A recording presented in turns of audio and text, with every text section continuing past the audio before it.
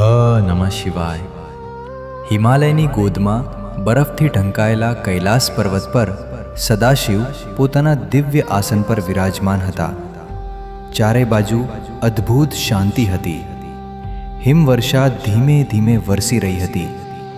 ગંગાજી ભગવાન શિવની જટામાંથી વહેતા હતા અને નંદી મહારાજ ભગવાનના ચરણોમાં બેસીને તેમની સેવા કરી રહ્યા હતા. તે સમયે માતા પાર્વતીએ ભગવાન શિવને વિનમ્રતાથી પૂછ્યું, હે મહાદેવ, તમે તો દેવોના દેવ છો, તમને ભોળેનાથ કેમ કહેવામાં આવે છે? તમે દરેક ભક્ત પર એટલી સહેલાઈથી પ્રસન્ન કેમ થઈ જાઓ છો? ભગવાન શિવ સ્મિત કરતા બોલ્યા, હે પાર્વતી, જે ભક્ત નિષ્કપટ હૃદયથી મને યાદ કરે છે તેની પાસે હું પોતે દોડી જાઉં છું. મને વૈભવ, સોનું કે રાજમહેલોની જરૂર નથી. ભક્તનું સચ્ચું હૃદય જ મને સૌથી પ્રિય છે. આ વાત સાંભળીને દેવર્ષિ નારદ પણ ત્યાં આવી પહોંચ્યા. તેમણે ભગવાનને પ્રણામ કરીને કહ્યું, હે મહાદેવ, પૃથ્વી પર કલિયુગ વધી રહ્યો છે. લોકો ધન માટે દોડે છે, પરંતુ મનની શાંતિ ગુમાવી રહ્યા છે. શું કોઈ એવી કથા નથી જે લોકોના હૃદયમાં ભક્તિ, વિશ્વાસ અને સદાચાર જગાવી શકે? ભગવાન શિવે આશીર્વાદ આપતા કહ્યું, નારદ, આજે હું તમને મારા એક એવા ભક્તની કથા સંભળાવું છું જેના પ્રેમે મને પોતે પૃથ્વી પર જવા માટે મજબૂર કર્યો હતો. ગરીબ પરંતુ ભક્તિમય જીવન એક નાનકડા ગામમાં ગોપાલ નામનો ગરીબ ખેડૂત રહેતો હતો. તેનું ઘર માટીનું હતું, કપડાં સાદા હતા અને ભોજન પણ ઘણીવાર પૂરતું મળતું નહોતું. છતાં તેની પાસે એક એવી સંપત્તિ હતી જે દુનિયાના કોઈ રાજા પાસે પણ નહોતી. ગોપાલના ખેતરમાં થયેલા ચમત્કારની વાત થોડા જ દિવસોમાં દૂર દૂર સુધી પ્રસરી ગઈ.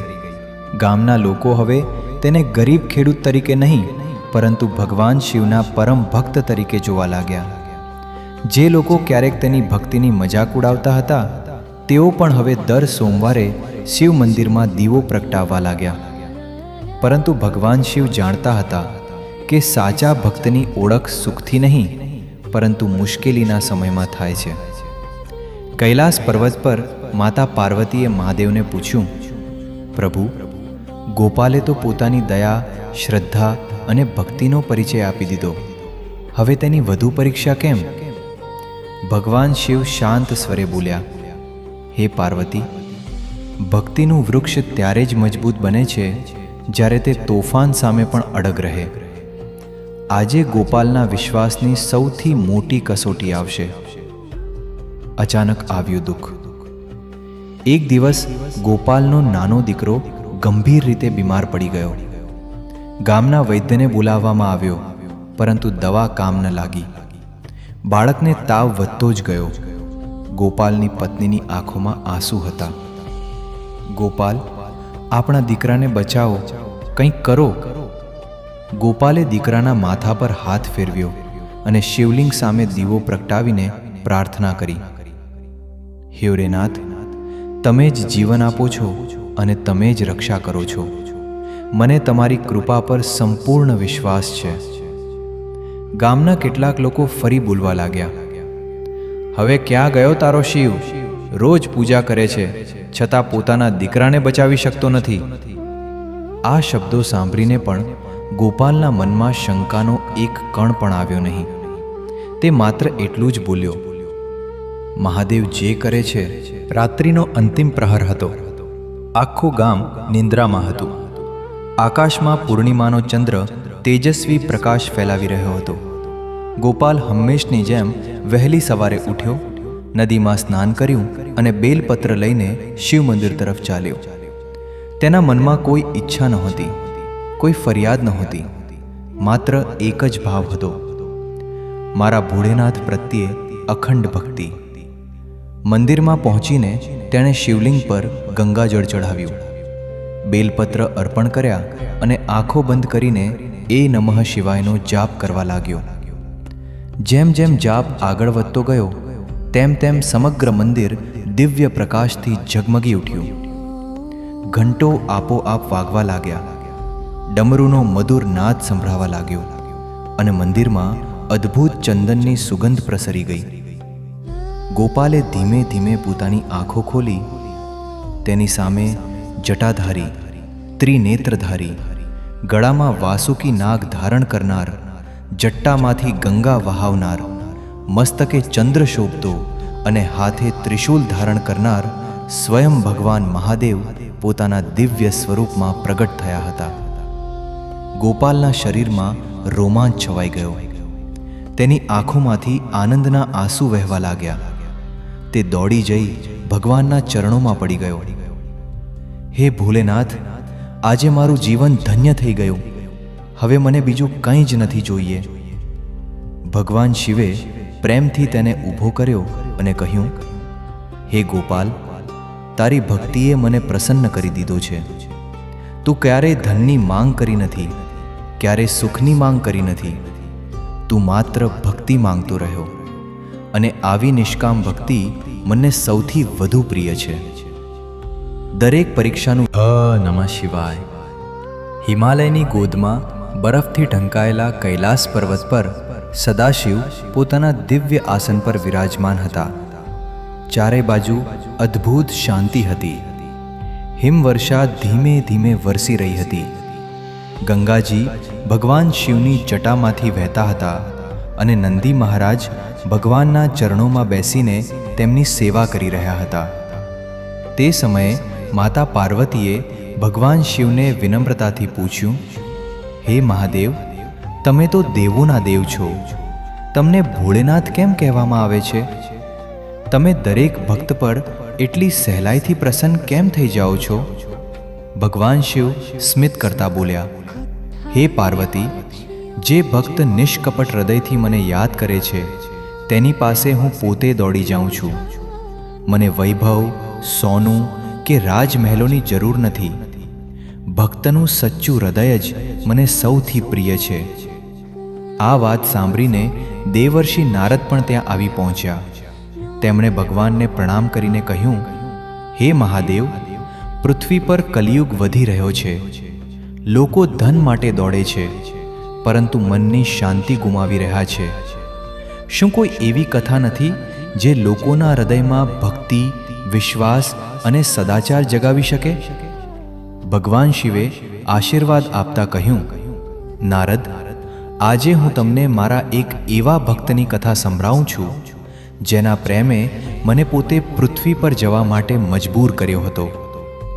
ગરીબ પરંતુ ભક્તિમય જીવન એક નાનકડા ગામમાં ગોપાલ નામનો ગરીબ ખેડૂત રહેતો હતો. તેનું ઘર માટીનું હતું, કપડાં સાદા હતા અને ભોજન પણ ઘણીવાર પૂરતું મળતું નહોતું. છતાં તેની પાસે એક એવી સંપત્તિ હતી જે દુનિયાના કોઈ રાજા પાસે પણ નહોતી. ગોપાલના ખેતરમાં થયેલા ચમત્કારની વાત થોડા જ દિવસોમાં દૂર દૂર સુધી પ્રસરી ગઈ.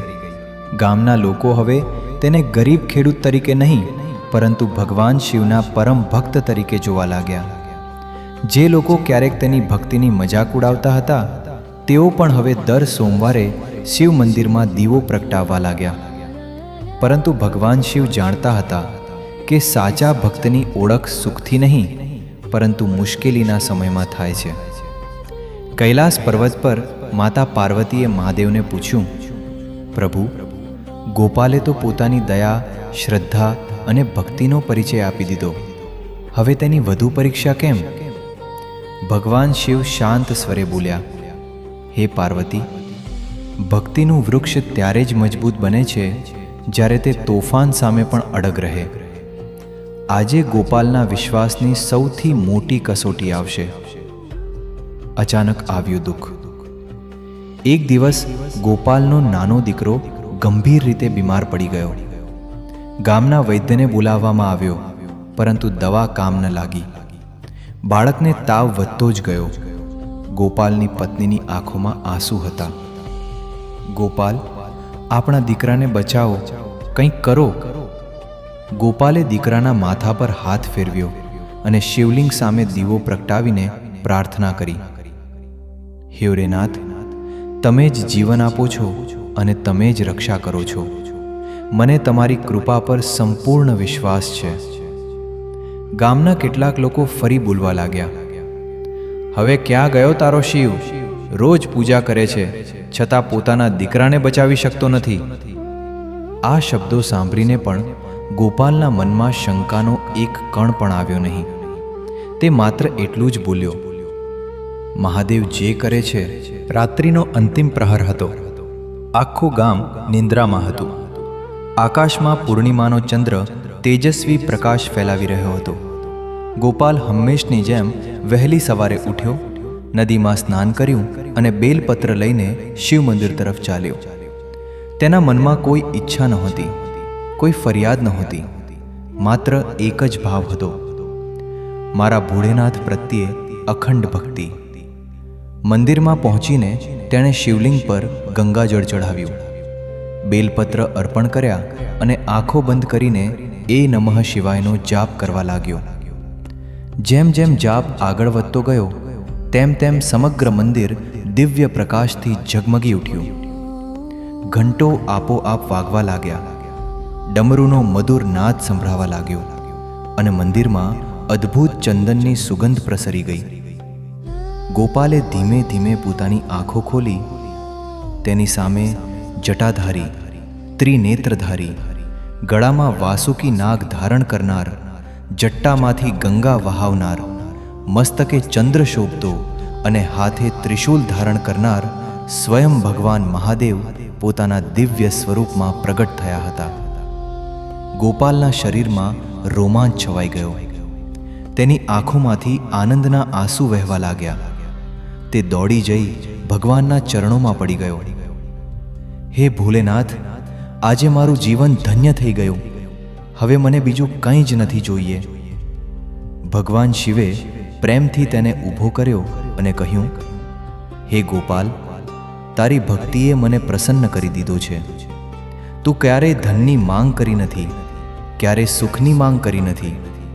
તું માત્ર ભક્તિ માંગતો રહ્યો અને આવી નિષ્કામ ભક્તિ મને સૌથી વધુ પ્રિય છે. દરેક પરીક્ષાનું નમઃ શિવાય. હિમાલયની ગોદમાં બરફથી ઢંકાયેલા કૈલાસ પર્વત પર સદાશિવ પોતાના દિવ્ય આસન પર વિરાજમાન હતા. ચારે બાજુ અદ્ભુત શાંતિ હતી. હિમવર્ષા ધીમે ધીમે વરસી રહી હતી. ગંગાજી ભગવાન શિવની જટામાંથી વહેતા હતા અને નંદી મહારાજ ભગવાનના ચરણોમાં બેસીને તેમની સેવા કરી રહ્યા હતા. તે સમયે માતા પાર્વતીએ ભગવાન શિવને વિનમ્રતાથી પૂછ્યું, હે મહાદેવ, તમે તો દેવોના દેવ છો, તમને ભોળેનાથ કેમ કહેવામાં આવે છે? તમે દરેક ભક્ત પર એટલી સહેલાઈથી પ્રસન્ન કેમ થઈ જાઓ છો? ભગવાન શિવ સ્મિત કરતા બોલ્યા, હે પાર્વતી, જે ભક્ત નિષ્કપટ હૃદયથી મને યાદ કરે છે તેની પાસે હું પોતે દોડી જાઉં છું. મને વૈભવ, સોનું કે રાજમહેલોની જરૂર નથી. ભક્તનું સચ્ચું હૃદય જ મને સૌથી પ્રિય છે.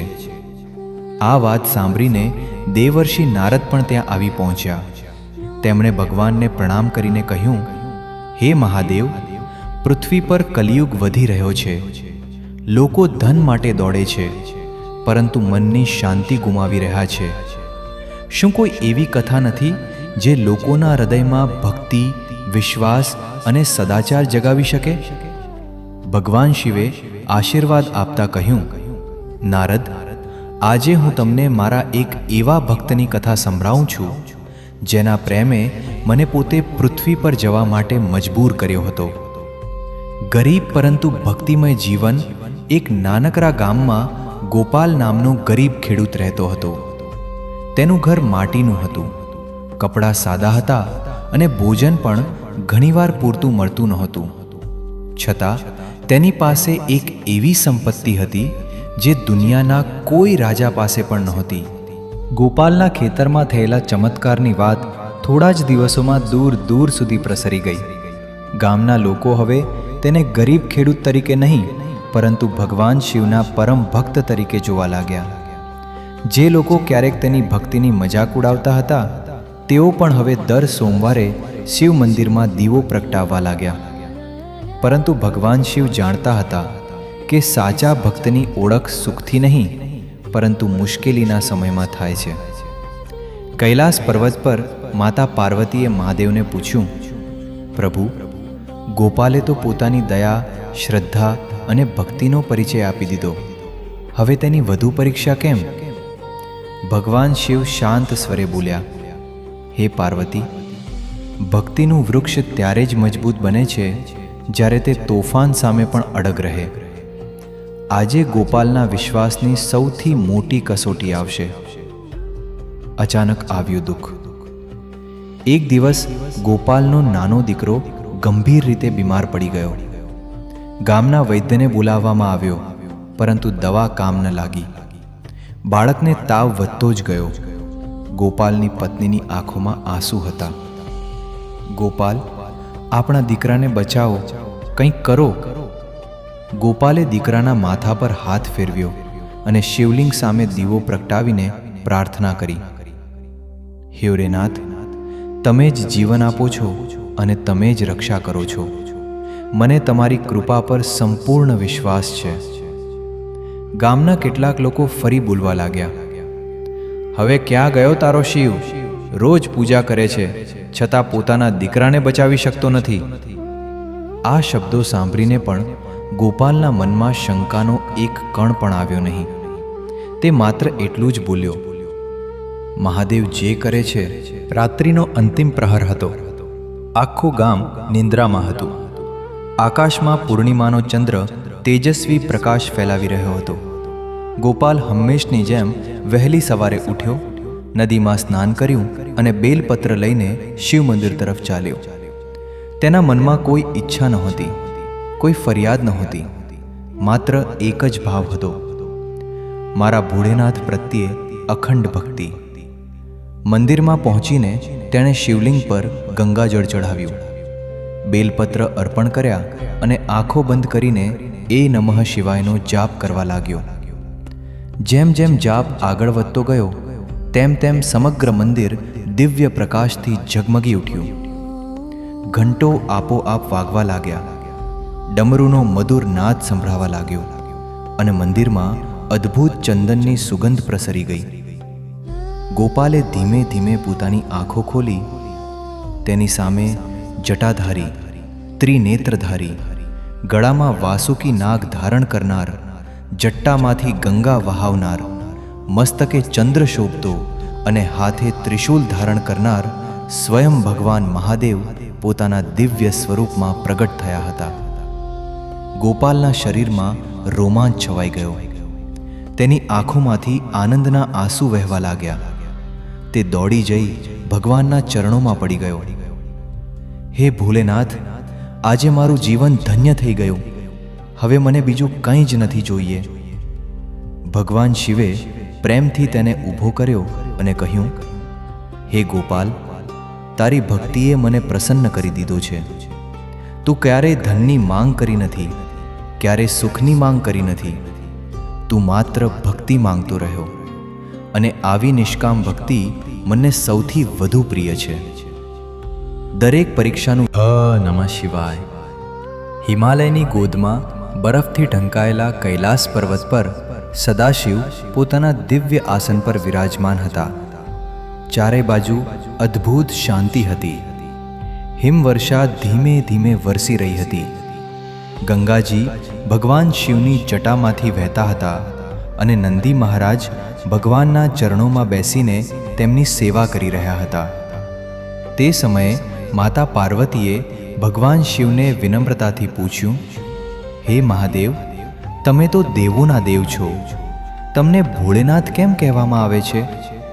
તમે દરેક ભક્ત પર એટલી સહેલાઈથી પ્રસન્ન કેમ થઈ જાઓ છો?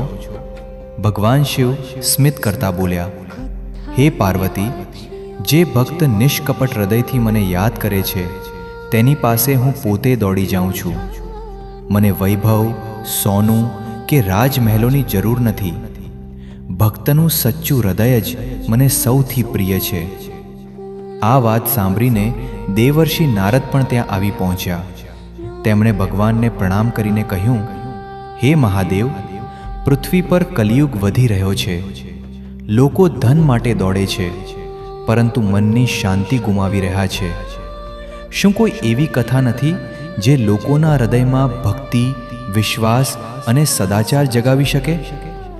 ભગવાન શિવે આશીર્વાદ આપતા કહ્યું, નારદ, આજે હું તમને મારા એક એવા ભક્તની કથા સંભળાવું છું જેના પ્રેમે મને પોતે પૃથ્વી પર જવા માટે મજબૂર કર્યો હતો. ગરીબ પરંતુ ભક્તિમય જીવન એક નાનકડા ગામમાં ગોપાલ નામનો ગરીબ ખેડૂત રહેતો હતો. તેનું ઘર માટીનું હતું, કપડાં સાદા હતા અને ભોજન પણ ઘણીવાર પૂરતું મળતું નહોતું. છતાં તેની પાસે એક એવી સંપત્તિ હતી જે દુનિયાના કોઈ રાજા પાસે પણ નહોતી. ગોપાલના ખેતરમાં થયેલા ચમત્કારની વાત થોડા જ દિવસોમાં દૂર દૂર સુધી પ્રસરી ગઈ. ગામના લોકો હવે તેને ગરીબ ખેડૂત તરીકે નહીં, પરંતુ ભગવાન શિવના પરમ ભક્ત તરીકે જોવા લાગ્યા. જે લોકો ક્યારેક તેની ભક્તિની મજાક ઉડાવતા હતા, તેઓ પણ હવે દર સોમવારે શિવ મંદિરમાં દીવો પ્રગટાવવા લાગ્યા. પરંતુ ભગવાન શિવ જાણતા હતા કે સાચા ભક્તની ઓળખ સુખથી નહીં, પરંતુ મુશ્કેલીના સમયમાં થાય છે. કૈલાસ પર્વત પર માતા પાર્વતીએ મહાદેવને પૂછ્યું, પ્રભુ, ગોપાલે તો પોતાની દયા, શ્રદ્ધા અને ભક્તિનો પરિચય આપી દીધો. હવે તેની વધુ પરીક્ષા કેમ? ભગવાન શિવ શાંત સ્વરે બોલ્યા, હે પાર્વતી, ભક્તિનું વૃક્ષ ત્યારે જ મજબૂત બને છે જ્યારે તે તોફાન સામે પણ અડગ રહે. આજે ગોપાલના વિશ્વાસની સૌથી મોટી કસોટી આવશે. અચાનક આવ્યું દુઃખ. એક દિવસ ગોપાલનો નાનો દીકરો ગંભીર રીતે બીમાર પડી ગયો.